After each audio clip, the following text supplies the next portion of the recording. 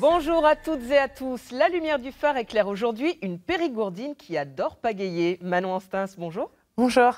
Plein phare sur le kayak. Votre bateau préféré, dites-nous déjà la différence avec le canoë, parce qu'on parle de canoë-kayak. Vous faites que du kayak. Exactement, du kayak. Donc la différence, c'est que nous, on est assis, contrairement au canoë où ils sont à genoux. Et nous, on a deux pales, on pagaie des deux côtés. Exactement. Et on vous découvre là, c'était lors des derniers mondiaux à Pau. Vous collectionnez les participations mondiales. Là, vous avez terminé vice-championne du monde en individuel. Vous n'avez pas trop ramé pour y arriver? Non, ça va, j'avais fait une très très belle course. Après, c'est sûr, voilà, ça fait des années que je m'entraîne. Et déjà l'an dernier, j'avais fait vice-championne du monde, donc c'était un nouveau défi. Et voilà, je me suis bien battue et c'était une très belle course. Et là, c'est l'épreuve de descente en eau vive, ça se voit, ça bouillonne autour de vous, mais vous disputez aussi des épreuves en ligne. Vous multipliez vos chances en fait. Non, le plaisir, je dirais. Le plaisir de faire de la compétition, de m'amuser en kayak, parce que quand on s'entraîne tous les jours, c'est avant tout une passion. Et donc oui, je fais de la course en ligne, donc ça se passe sur le plat, on est des lignes d'eau, on est 9. Et voilà, c'est de la confrontation directe, c'est complètement différent, mais il y a tout aussi, c'est de la glisse aussi, et ça me plaît tout autant que la descente. Ça demande d'autant plus d'entraînement quand on multiplie comme ça les épreuves et du coup les efforts. On s'entraînait déjà beaucoup quand on n'en fait qu'une. C'est juste une organisation différente, surtout au niveau du calendrier, parce que les échéances peuvent s'enchaîner. Donc on ne s'entraîne pas plus dur que ceux qui font que de la descente ou que de la course en ligne. C'est un calendrier différent. D'accord. On vous a découvert là en individuel. Vous travaillez également par équipe, le collectif, on va dire, en équipage, en canoë. Là, c'est toujours toute seule. Et en collectif, vous êtes championne du monde à Pau. En course par équipe. En course par équipe. Course par équipe de descente, voilà. Donc on n'est pas dans le même bateau, mais il faut qu'on passe la ligne d'arrivée à moins de 10 secondes d'écart et comme la ligne de départ, voilà. Donc c'est très compliqué parce que quand ça bouge et qu'il y a pas mal d'eau vive, il ne faut pas qu'on se gêne ou sinon on met une de nos coéquipières à la faute. Et du coup, voilà, faut qu'on arrive en bas ensemble. Et un jour, on est concurrentes et le lendemain, on court ensemble. Donc, il faut quand même qu'il y ait une bonne... les filles que vous retrouvez, voilà, avec exactement. Qui vous pagayez en collectif, vous vous êtes défiées la veille en individuel. Exactement, voilà, sur les championnats du monde de Pau. Claire Brenne, c'est elle qui gagne. Et moi, je fais 2. Et la troisième, Fénicia Duprat, elle est dans le top 10. Et donc, le lendemain, on a dû concourir ensemble... et défendre un titre de championne du monde qu'on avait déjà eu l'année d'avant. Toutes les rivalités, on court pour la même équipe? Et dès le début... Non, pas tout de suite, on sent qu'il y a une petite hésitation quand même. Je voulais dire que le jour de la compète, c'est très propre, voilà, on n'est pas rival vraiment, on donne le meilleur de nous-mêmes le jour de la compétition, mais tout le long de l'année, on collabore et quand même cette notion d'équipe, on l'a vraiment tout au long de l'année. Même lors des sélections équipes de France, voilà, il n'y a que 3 places et donc on est nombreuses, mais ou les mondiaux où il n'y a qu'une place pour être championne du monde et on est aussi concurrente. Donc c'est plus un état d'esprit qu'on veut garder toute l'année, et c'est que la meilleure gagne et on reste très fair-play. Et puis c'est pratique, le collectif, ça permet de se rattraper quand on s'est raté en individuel. Là, à Pau, vous avez fini 2e et puis en collectif, 1re. On peut le voir comme ça. Moi, je le vois plus comme un moment de partage. Et voilà, c'est plus on peut croire que c'est de l'individuel, on est souvent tout seul dans notre bateau. Et en fait, les courses par équipe nous permettent de partager en fait, des moments forts ensemble. Et donc, c'est une autre course, on va dire. Et vous avez pu partager un moment fort avec cette équipe de kayak à Rio, aux Jeux Olympiques en 2016. Là, pour le coup, c'est l'aventure d'une vie que de participer aux Jeux Olympiques. Exactement. Donc là, c'est en course en ligne parce que la descente, elle n'est pas olympique. Et donc, c'est d'autres filles, un autre collectif que j'ai retrouvé pour les Jeux de Rio. Et ouais, c'était vraiment quelque chose de fort et pouvoir le vivre. C'était toutes les 4 nos premiers Jeux, donc pouvoir le vivre ensemble, et c'était vraiment important pour nous.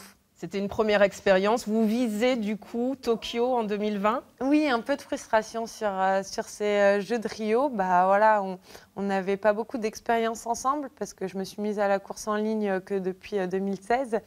Donc voilà, c'était Vous êtes blonde, donc vous êtes la première. Exactement.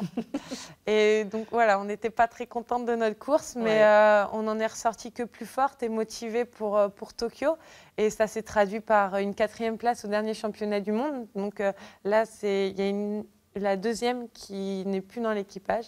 Et donc, il va falloir reformer une équipe. On l'a reformée l'an dernier et on est allé chercher avec celle qui a remplacé Amandine. On a cherché la 4e place qui nous permet de bien commencer l'Olympiade et de viser les podiums, en tout cas pour Tokyo.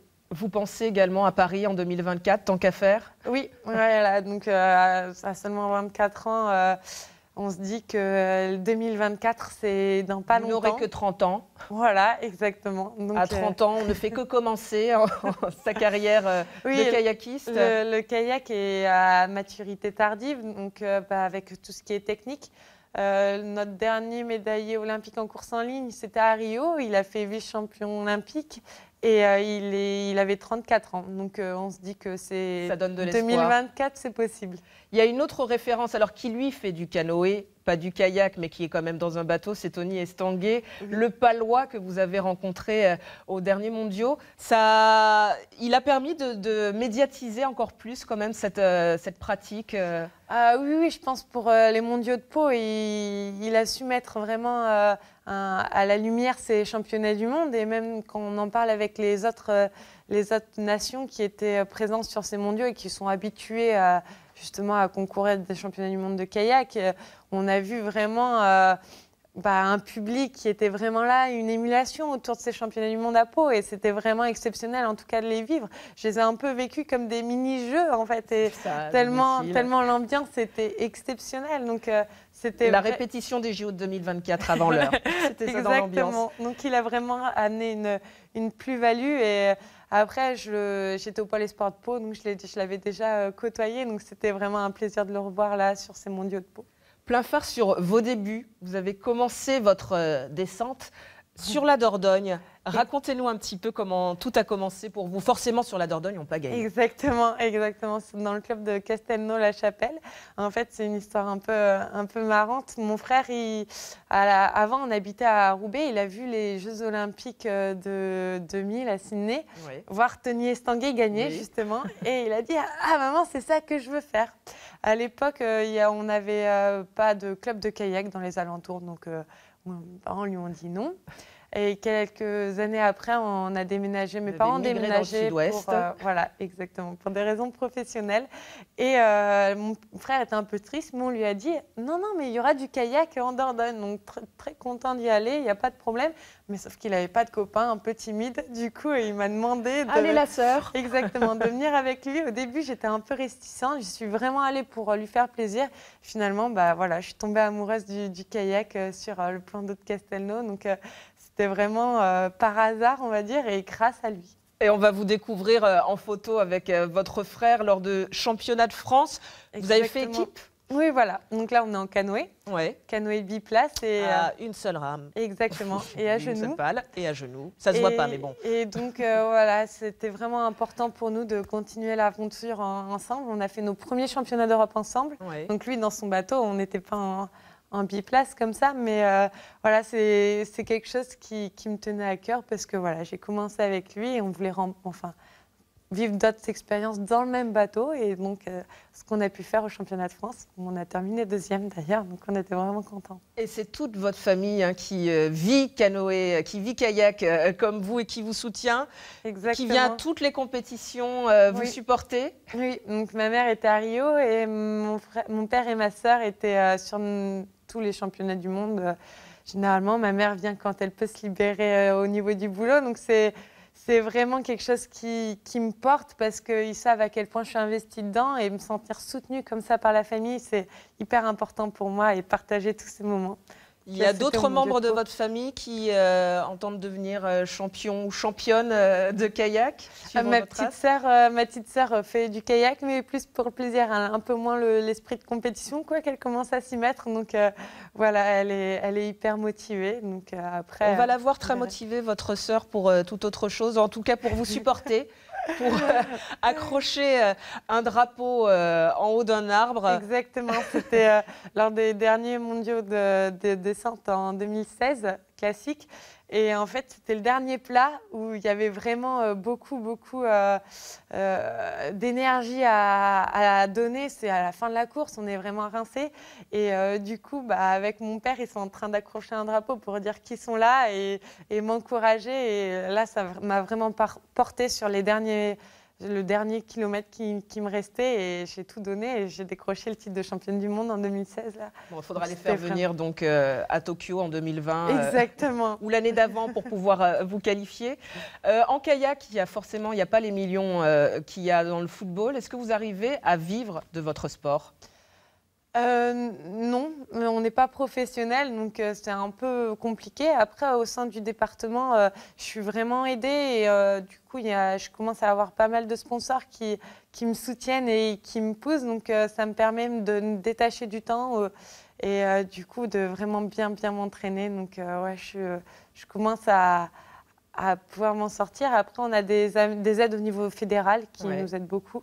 Et après, je suis kiné et je fais des remplacements de temps en temps pour compléter tout ça. C'est ça, vous êtes kinésithérapeute dans la vie civile, on va dire, quand vous ne pagayez pas. Merci beaucoup Manon Anstins d'être venue dans la lumière du phare et d'avoir mis le kayak en plein phare. Merci à vous de nous avoir suivis et à bientôt.